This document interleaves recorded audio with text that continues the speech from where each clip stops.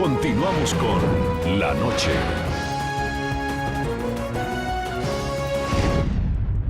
La Sociedad Interamericana de Prensa, SIP, que monitorea de manera continua la libertad de expresión en América Latina, intensificó sus alertas frente a las acciones de miedo y odio emprendidas por algunos gobiernos de la región.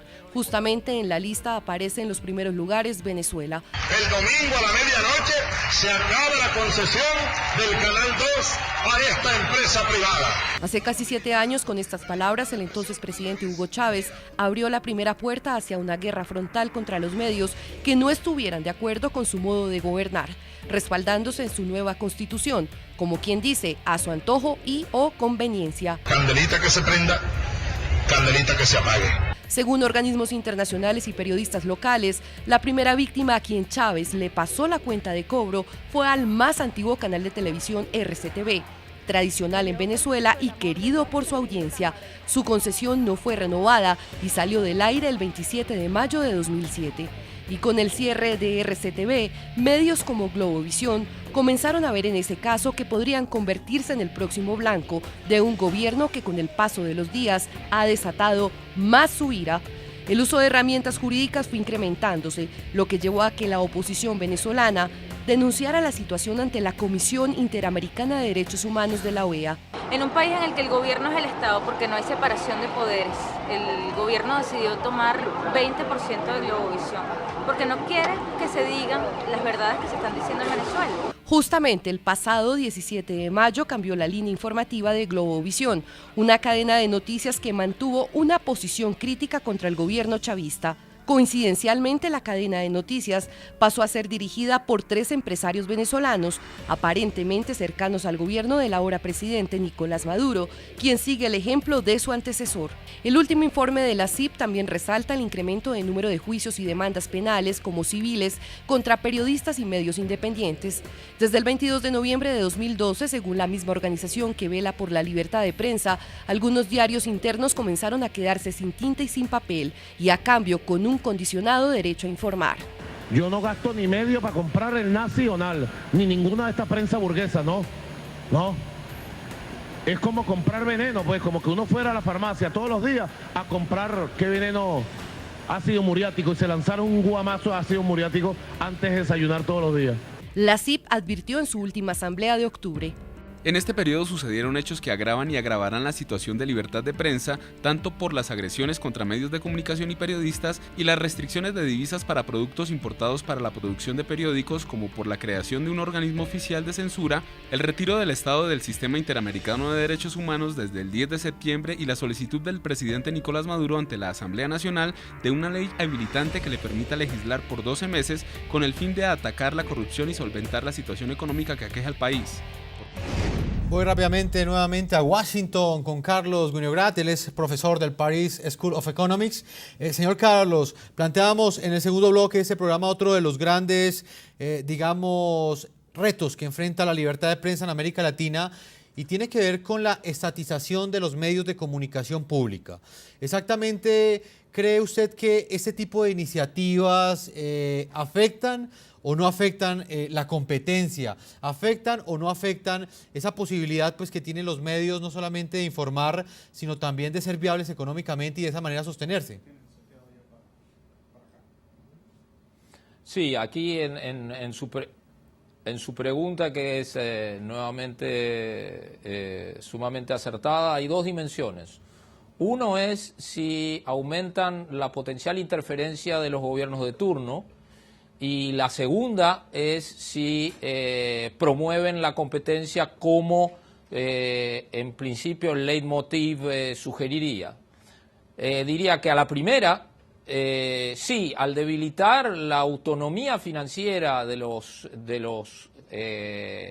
operadores de servicios de difusión, se afecta y se aumenta la intervención del sector público por la simple razón que al reducir su autonomía financiera van a ser cada vez más dependientes de la publicidad oficial o la publicidad estatal, y esto evidentemente es totalmente obvio, va a vulnerar el grado de robustez de su línea editorial, es decir, serán más dependientes de la influencia de quien pone la publicidad, que en este caso es probablemente el Estado.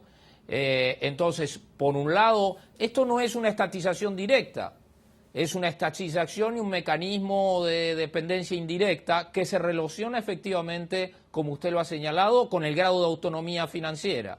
Cuanto menos autónomo es este medio financieramente, más dependiente será del aporte o diversas formas de aporte del sector público, y dadas las características de debilidad institucional que son el caso de muchos países de América Latina, y no solo aquellos que tienen esta legislación, se vuelve mucho más frágil el debate democrático. Por el lado de la competencia, Permítame, le hago ese mismo interrogante a Luis Pardo Sanz, desde su óptica como presidente de la Asociación de Radiodifusores de Chile. Señor Luis Pardo, financieramente, económicamente, ¿estos medios de comunicación privados se han visto afectados con ese tipo de medidas? Porque no solamente pierden la pauta oficial, sino también de alguna manera muchos empresarios prefieren no pautar en estos medios ante una posible retaliación de estos gobiernos. ¿Cómo se da esta situación, señor Luis Pardo? Bueno, es muy dramático. Por ejemplo, en Argentina no solo se le niega la pauta publicitaria oficial a aquellos medios que no son afines al discurso oficial y a la línea del gobierno, en este caso de la presidenta Kirchner, sino que además en esos países se ha establecido lo que ellos han denominado un cepo publicitario privado, es decir, los ministros del ramo han llamado a la industria del retail y les han pedido, bajo el pretexto de no afectar más la inflación, que no inviertan en campañas publicitarias en determinados medios, y eso desde luego apunta a debilitar su autonomía, su sustentabilidad, y por esa vía tratar de someterlos. De manera que es bastante maquiavélico el conjunto de instrumentos que este tipo de gobiernos utiliza para reducir y limitar la libertad de expresión, en forma sea directa a través de estos órganos censores y a través de determinadas medidas, como indirecta, como es todos estos elementos de presión económica que les han resultado muy efectivos en algunos casos. Veamos, por ejemplo, el caso de Venezuela. Después del cierre de Radio Caracas Televisión, después del cierre de varias radioemisoras aduciendo elementos o justificaciones de apariencia legal, Globovisión, que era el único canal abierto que quedaba con una actitud y con una posición crítica frente al gobierno, fue finalmente ahogado económicamente y fue forzado a hacer vendidas sus acciones a un grupo empresarial cercano al gobierno, cercano al chavismo. Y eso mismo ha ocurrido en Argentina, y yo creo que la lógica que hay detrás de este conjunto de herramientas no es una sola, es justamente eliminar los espacios a través de los cuales se pueda expresar la disidencia. Señor Luis Pardo Sáenz, le agradezco el tiempo que usted le ha concedido. Usted fue uno de los grandes panelistas de este foro de libertad de prensa y acceso a la información que tuvo lugar en el Capitolio Nacional, en el Capitolio de los Estados Unidos, y NTN 24 fue el canal aliado. Señor Luis, muchas gracias por habernos acompañado. Gracias a usted, buenas noches. También me despido de Carlos Winograd, bienvenido, y le agradezco este tiempo que usted le concedió a nuestro espacio, Carlos, y haber estado en el programa La Noche de NTN 24. Muchísimas gracias a ustedes también. Muy bien, y a todos nuestros televidentes los invito a que envíen sus comentarios a www.ntn24.com, a que nos escriban en las cuentas de Twitter, @ntn24, @segurizat y ntn24, @jefferson, ntn24. El programa La Noche seguirá encendiendo las luces para que usted vea el punto clave de la noticia. Muy buenas noches.